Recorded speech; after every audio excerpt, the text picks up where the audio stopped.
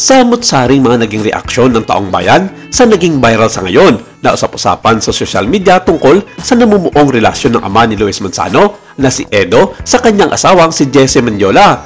May ilan kasing mga vloggers na nagpost tungkol nga sa nasabing love affairs nila Edo at Jessie na bagay namang sinakyan ng ilang mga showbiz insiders at mga netizens kung kaya umusbong ang usap-usapang hiwalay na ang mag-asawang Luis Manzano at Jessie Mendiola. Pero gaano nga ba katotoo ang isyong ito? Ating pag-uusapan kung saan at kung kailan nagsimula ang balitang ito. Sa aming pagsasaliksik online at sa ilang mga social media platforms, nakatawag pansin agad sa amin ang post ng ilang mga netizens ang tungkol sa pagtakas ng nasabing mag-ama palabas ng Pilipinas kung saan spotted ang mga ito sa Clark Airport.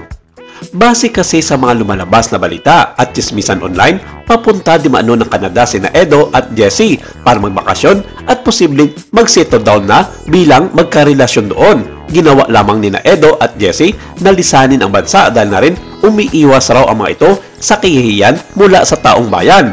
At kung mababasa sa halos sa karamihan na magiging komento ng mga netizens, tila lahat ng mga ito ay pinatotohanan ang relasyon ng mag-ama. Dumating pa sa punto na galit pa umano ang dating asawa ni Edo at ina ni Luis na si Belma Santos tungkol sa isyong kinasasangkutan ng mag-ama. Ito ang ilan sa mga naging komento ng mga netizens.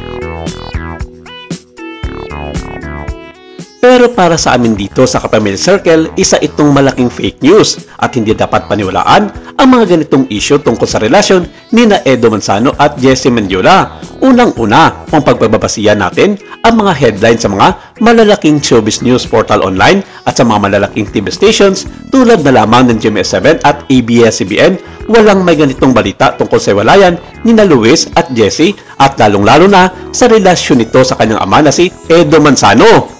Pangalawa, bilang isa sa mga followers ng mag-asawang Luis at Jessie sa kanilang mga social media platforms, makikitang buo ang kanilang pamilya, kapiling ang kanilang unika iha na si Isabela Rose Tawili Manzano o mas kilala bilang si Baby Peanut. Kaya malabo ang mga binibentang ng ilang mga showbiz insiders at mga netizens tungkol sa issue kina Jessie at Luis kasama ang kanilang ama na si Edo Manzano. Dapat po tayong magbatyag sa mga lumalabas na mga balita online, lalong-lalo na sa isyong hiwalayan ng mga showbiz personality kung walang may patunay at ebidensya. Dapat suriing mabuti ang mga nasabing mga balita para hindi po tayo maging biktima ng fake news online.